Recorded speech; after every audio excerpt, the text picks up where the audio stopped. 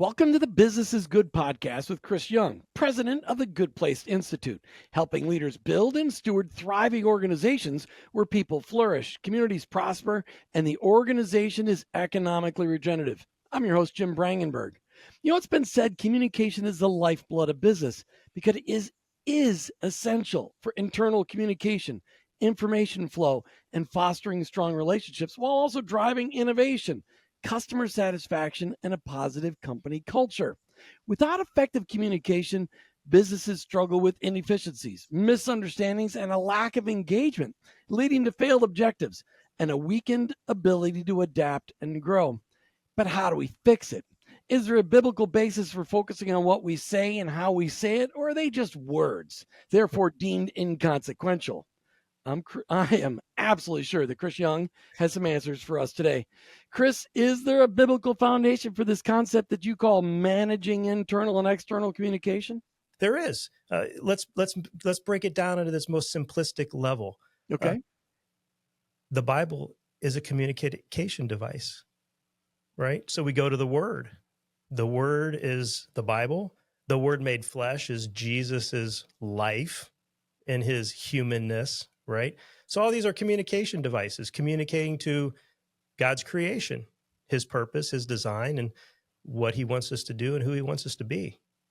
So are there characteristics that should define or describe all of our internal and external communication? Let's start with internal. Are there characteristics that should define our internal communications? Sure. And just like the other areas of the operating system, we're going directly to the Bible, right? Okay. How did the Bible communicate? How did leaders in the Bible communicate? Specifically, the most perfect communicator that ever lived, which was Jesus, right? And so we can extrapolate or derive, we like that term, several very simple characteristics, and we'll dive into some maybe deeper and deeper and deeper. Number one, be quick to listen, right? Be quick to listen and slow to speak. Have an appropriate message and medium that meets your audience, and be thoughtful with your words. You know, so those are four right there. And again, I'm looking at some of our material that we published through the Good Place Institute. How about speaking the truth in love? Don't we know that one? And sometimes that's misused to actually speak a whole lot of truth and not a whole lot of love, or vice versa, right? Well, they say sometimes the truth hurts. Is that true? Oh, just sometimes it does hurt. Jesus spoke a lot of truth. It hurt. It convicts me a lot, right? But speak the truth in love. You know, is it wise? Is it gracious? Is it encouraging? We could even bring in the fruits of the Spirit. You know, is it love? Is it done with joy? You know, are we singing psalms and hymns to each other of encouragement? Are we speaking words of life to each other, or honestly, words of death? You know, and again, back to the fruits of the Spirit of love, of joy, peace. Are we speaking shalom into people's lives? Love, joy, peace, patience. Is it patient? Is it kind? Is it good? You know, and so we could put all of those characteristics into our internal and external communication. And I'm sure you got a question along those lines that we can talk about, because external communication is extremely important. And we call that market strategy, or, you know, brand positioning. You know, how are we utilizing biblical communication in our external communication and marketing? But it's a little different when you get to internal and external, because internal, you could see that if you screw up your communication, you can see it in people's faces. You can see how they react and go, ooh, maybe that wasn't received the way I planned on it being received. But externally, you don't get to read people's faces. You don't always get to judge their reactions. But that's why I love your list, those characteristics. If it's quick to listen, slow to speak, if it's sensitive, I mean, that really makes a difference when you're talking about external communication, because it's a little touchier, isn't it? It sure does. So we put together a little graph of internal and external communication, and I'll get to the punchline of this in a second. So it's just a little graph that's kind of circular in nature, and it starts with listen and engage. And again, we're deriving these from biblical principles about communication in general, right? Listen and engage with your audience. Understand your audience. Now, let me hold on that just for a second. Check your purpose and motive for your message. So be quick to listen, right? Engage with your audience, understand and know your audience, and then check your motive before you go opening your mouth or putting pen to paper or text to an email, what have you. Choose your method. Yeah, is it email? Is it text? We know we lose what, 80 to 90% of the communication via text and email and these digital means of communicating because we don't have facial expression and body language. And that's what 80+% of communication. And then send the message and don't stop there. Receive feedback and then again, listen and engage. Here's the funny thing. Here's my little punchline. Um, I think I've been certified in at least 3 different sales programs, sales processes, sales techniques, and the really, really good ones, the consultative sales techniques, they follow this same model. And the interesting thing is I actually learned it in sales training and I learned it in seminary because my seminary professor was teaching evangelism and he had 2 lines and I absolutely loved it. And I think it applies to every salesperson on the planet and every communicator on the planet. Know the address of the person you are speaking with or communicating with, and then deliver the mail. But you got to know their address first because, Jim, I don't know about you, but I've delivered mail to a lot of wrong addresses because I wanted to talk before listening and engaging and understanding the address of where I was delivering the mail. Yeah, you always get so excited about sharing something and you just want to get to it and people are taking too long to get there. So you jump ahead and you miss an opportunity to actually match up what you're delivering with what they really, really want. Right. And you have all these, I was going to say, you have all these fun mantras in business, like don't spill the candy in the foyer, or, don't sell the sold, or selling ain't, or telling ain't selling, all these, it has to do with listening to your audience, right? Don't sell the sold is such a good one because like I'm ready to buy. Yeah, but you don't know all the good stuff that I've got to tell you about, but I'm ready to buy. You could convince them not to buy, and I think the people looking at, hey, they're managing their internal, external communication. They're like, how do I find out more about this? Check us out at goodplaceinstitute.com. That's really where we want you to go. Goodplaceinstitute.com. So Chris, why is managing our communication, both internally and externally, one of the main tenets of a good place to work, of the Good Place Institute? Why? Yeah.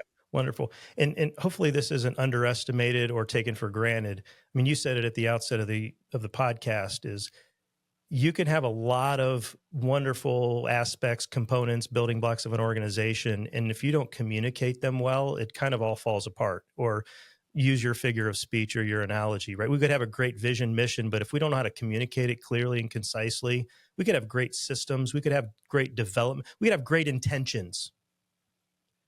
But if we don't communicate them with love, with truth, with care, we all know the sayings, people don't care how much you know until they know how much you care. And all of those are all, mantras of good communication, and so you could have a lot of great project management, stewardship planning. You name part of the operating system that you and I've talked about over the last several episodes.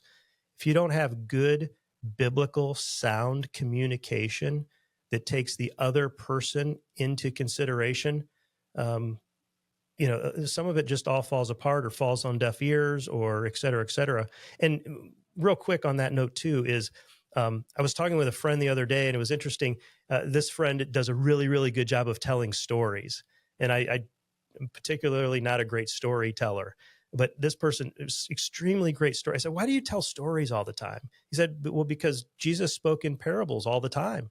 And we're good friends. And so we get to banter back and forth. I said, Mom, that's interesting because he did tell stories, but he also told questions or asked questions. He asked rhetorical questions. He asked questions that he was looking for an answer for. He made statements.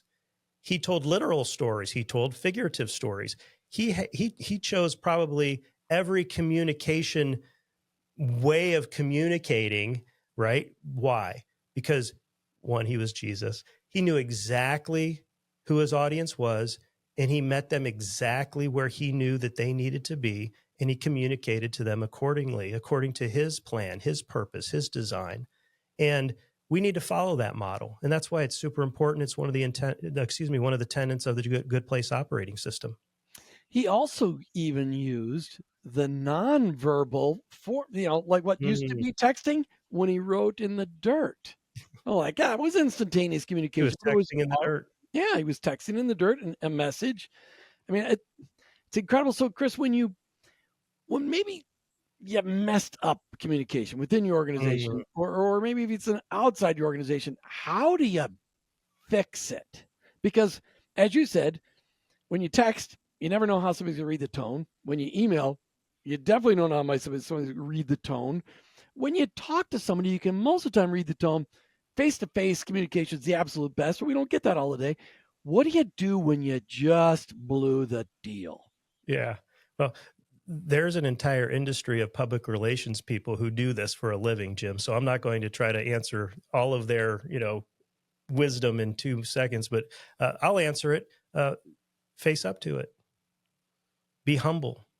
That's Jesus's most famous speech, the Sermon on the Mount. He comes out of the gate. Blessed are the poor in spirit. Be poor in spirit. Own up to your mistake. How many businesses or CEOs in the last few months or few years have quote unquote made a mistake in their branding or in their communication, and then they try to hide behind it, or they try to make an excuse, or they try to finger point instead of just owning up. And what's funny? I think culture still respects somebody stepping up to the microphone and said, you know what? That was my bad. You know what? I thought that it would go that way, and I didn't do a good job of communicating that. I should have done better. I should have said it this way. I should have communicated this way. We should have, we should not have rebranded our organization that way. We didn't listen to our audience. Just own up to it. Be transparent. Ask for forgiveness. We have a pretty forgiving culture when people take responsibility. But we also have a culture that is like, really, you couldn't say you're sorry. Right. Just say you're sorry. I What's mean wrong? that one restaurant chain that rebranded, and literally they just couldn't get themselves to say, "Wow, yeah, that was a major screw up. We just alienated the entire southern half of the United States of America." I mean, why can't they say they're sorry? And I think what you just said is so powerful, because a leader that can admit that they're wrong is a powerful leader.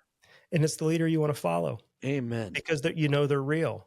And so let's just, and I think maybe that's a lost, I don't want to say a lost art, a lost thing.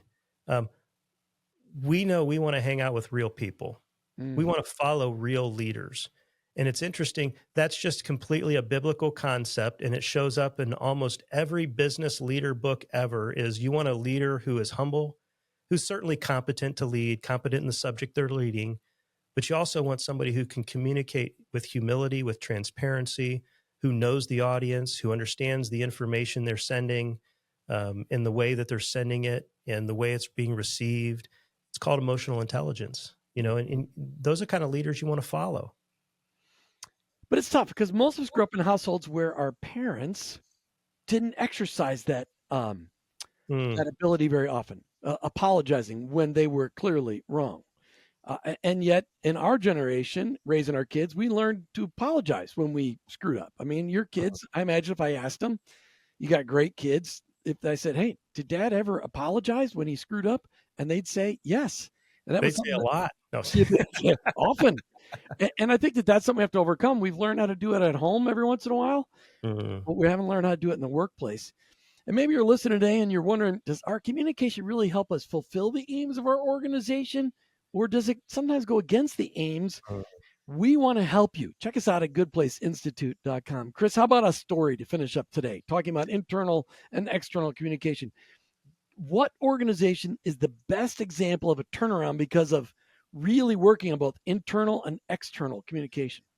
Yeah, I've thought about that question, Jim. And probably one that everyone will resonate with, certainly not a client of ours, as I share it here in a second. It's Apple. And Simon Sinek, the famous TEDx talker, and start with why and all of that. I love what he said. Start with why. He commercialized it. He didn't invent it. That was invented by the creator of the universe. Start with why. But Apple followed a model of start with why. And in the 90s, they weren't doing so great.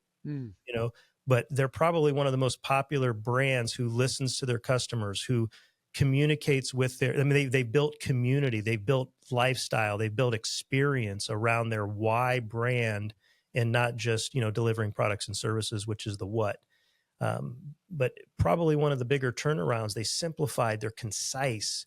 I think, coming from, a consumer perspective, they communicate with transparency, and they communicate in multiple modes to meet their audience, and they listen to their audience in product development and marketing and branding. So I think that's a really good example of good communication. Now, do they, found it on biblical principles or not? That might be questionable, but I think the bite out of the apple on the back may be maybe a sign. I don't know. But you know what? Biblical communication works.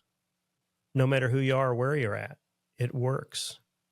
An anti-example, we were working with a client who was looking to create a marketing strategy, a marketing message, and the infamous acronym FUD came up in the conversation of marketing strategy.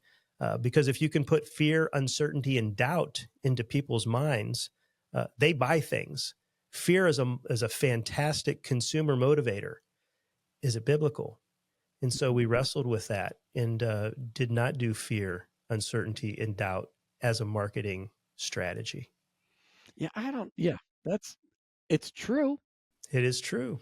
But it is also not a great way to love on people, because we're supposed to love our neighbor at the same time. Chris, great conversation, internal, external communication. I know we just summarized multiple pages in your book, and I'm sure days of training at the Good Place Institute, but just a good, concise example of, yes, if you it's super important. If you mess it up, you could fix it. There's lots of great examples. Thank you, Chris Young. Thank you, Jim. And thanks for joining us today on the Business is Good podcast with Chris Young of the Good Place Institute. If today's conversation challenged you, encouraged you, we'd love to hear about it. Be sure to subscribe on your favorite podcast platform and to our YouTube channel, and share this episode. For more resources on how to build a good place to work or to connect with our team, visit goodplaceinstitute.com.